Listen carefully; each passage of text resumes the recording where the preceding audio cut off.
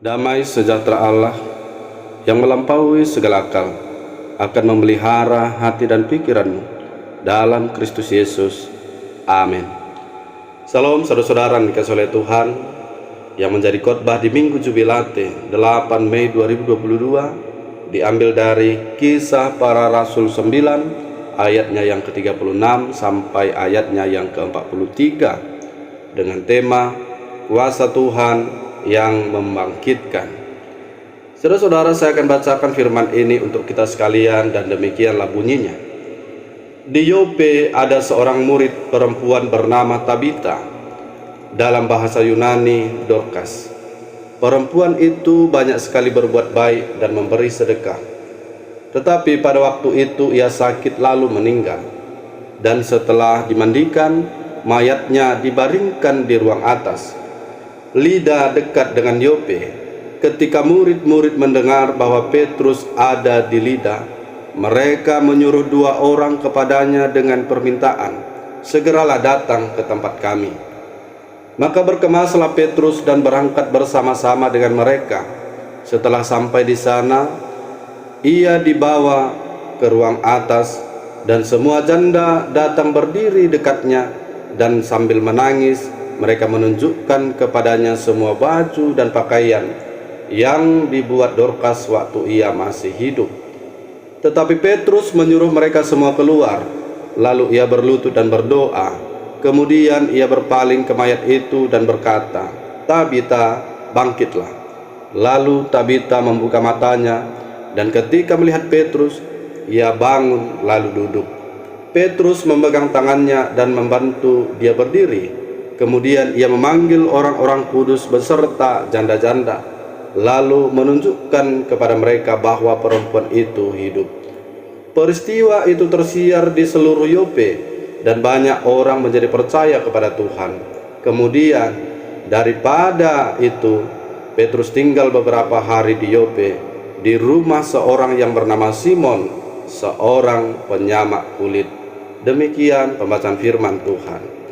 Saudara-saudara yang dikasihi oleh Tuhan Yesus Kristus, masa depan, jodoh, diputusin pacar, orang tua, keluarga, kesehatan, pekerjaan, dan berbagai hal lainnya bisa memicu kekhawatiran dalam hidup kita.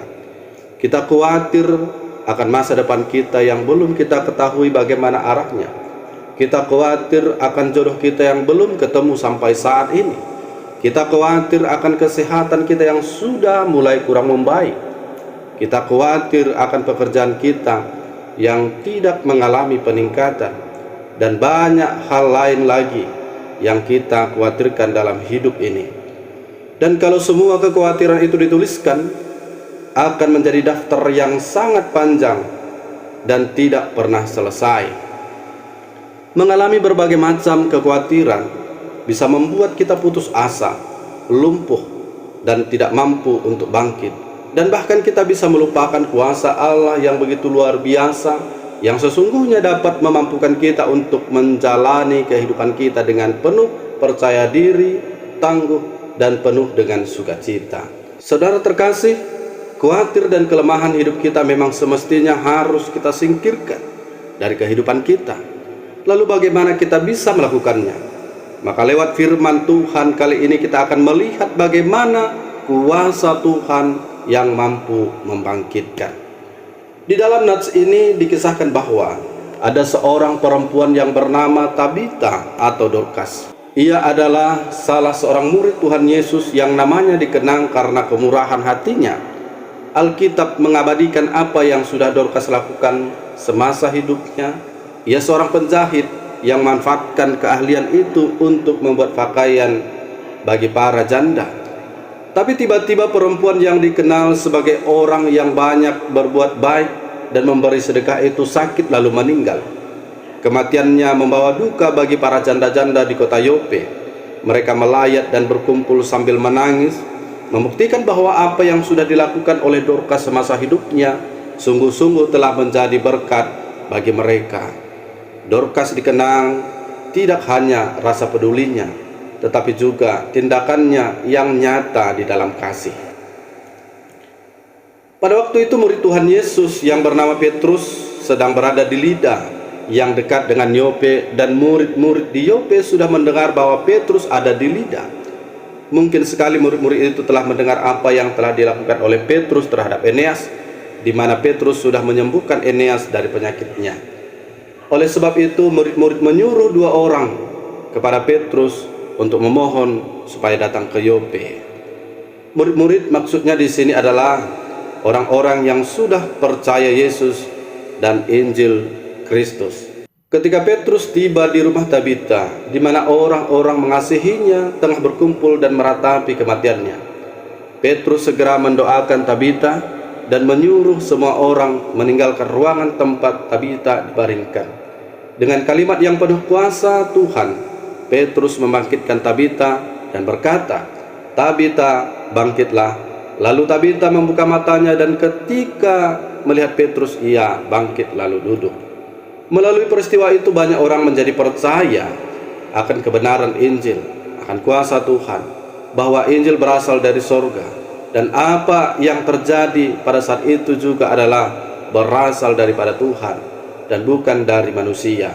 Dan mereka percaya kepada Tuhan dengan sungguh-sungguh. Peristiwa itu tersiar di seluruh Yope. Peristiwa itu cepat menjadi bahan perbincangan semua orang, dan karena Yope adalah kota pelabuhan, berita ini lebih cepat tersiar ke negeri-negeri yang lain. Saudara-saudara yang dikasihi Tuhan, dikatakan bahwa orang-orang banyak percaya kepada Tuhan. Kepercayaan mereka sangat perlu semakin diteguhkan dengan suara Injil, supaya mereka semakin sadar akan sumber mujizat yang telah banyak orang saksikan di Yope. Inilah yang membuat Petrus untuk tinggal beberapa saat di kota Yope.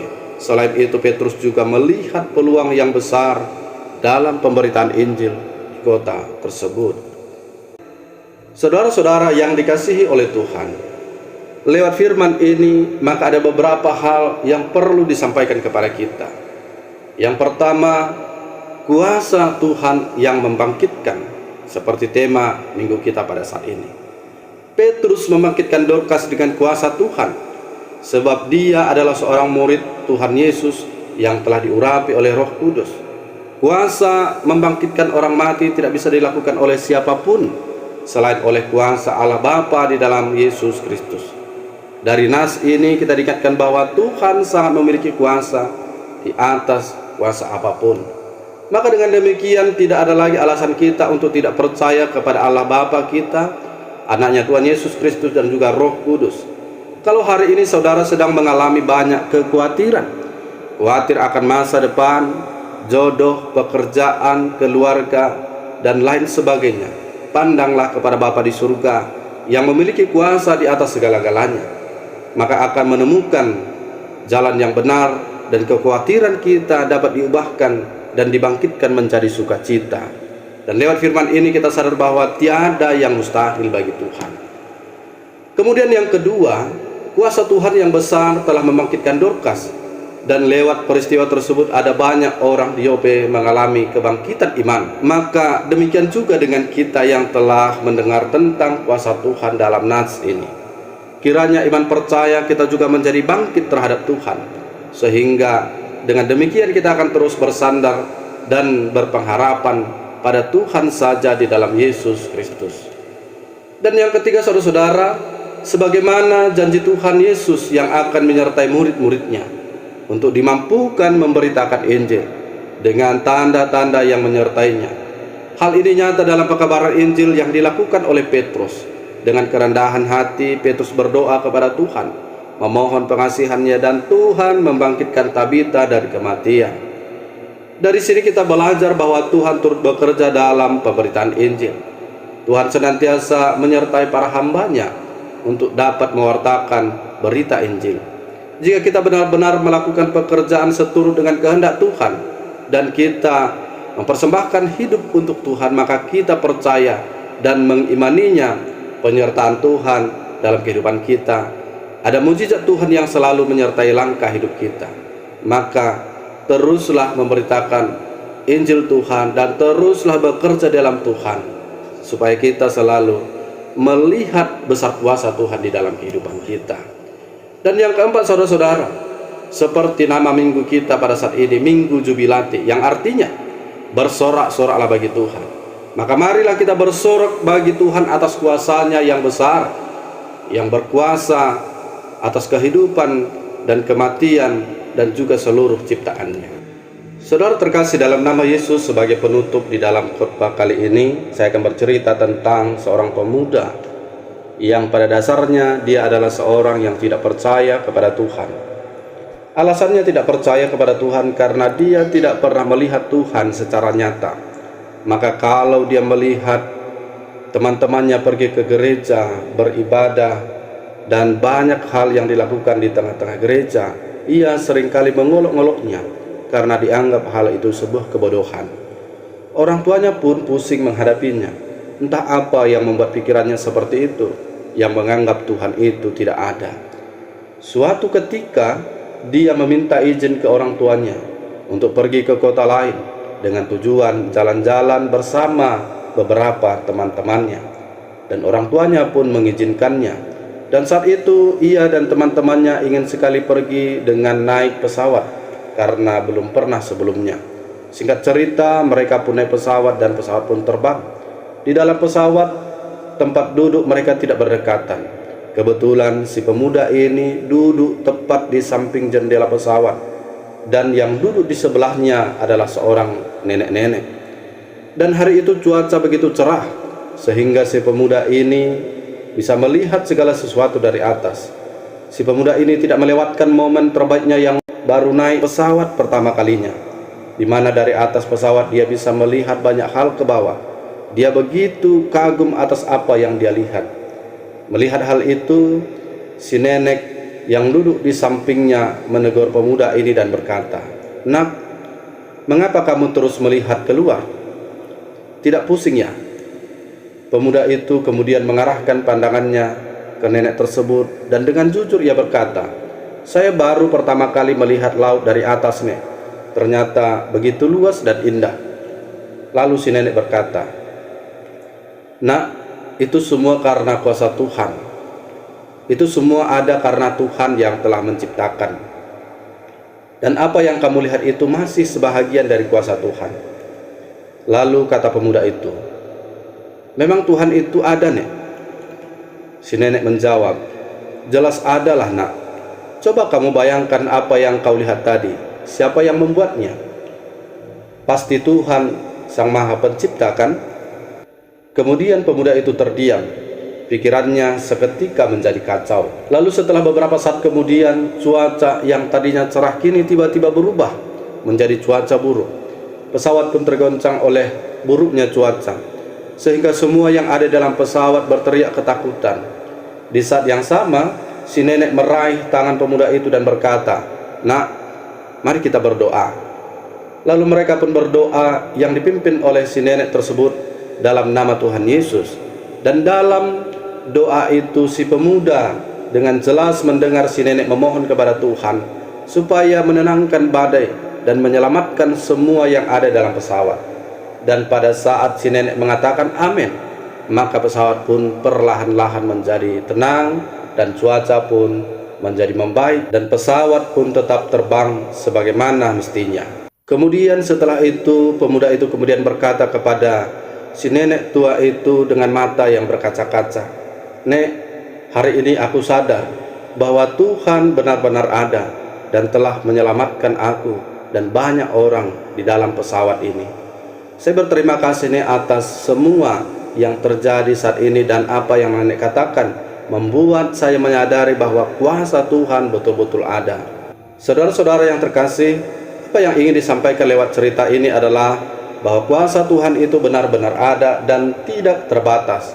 Hal itu bisa kita lihat dari alam semesta yang luar biasa itu, dan dari peristiwa-peristiwa hidup kita yang sudah kita lalui, di mana kuasa Tuhan selalu menolong kita, memberkati kita, memelihara kita. Dan hari ini lewat firman Tuhan juga kita telah menyaksikan mujizat, di mana kuasa Tuhan, Dorcas bisa hidup kembali. Maka dengan demikian, tidak ada alasan bagi kita untuk tidak percaya lagi kepada Tuhan kita di dalam nama Bapa, Anak, dan juga Roh Kudus.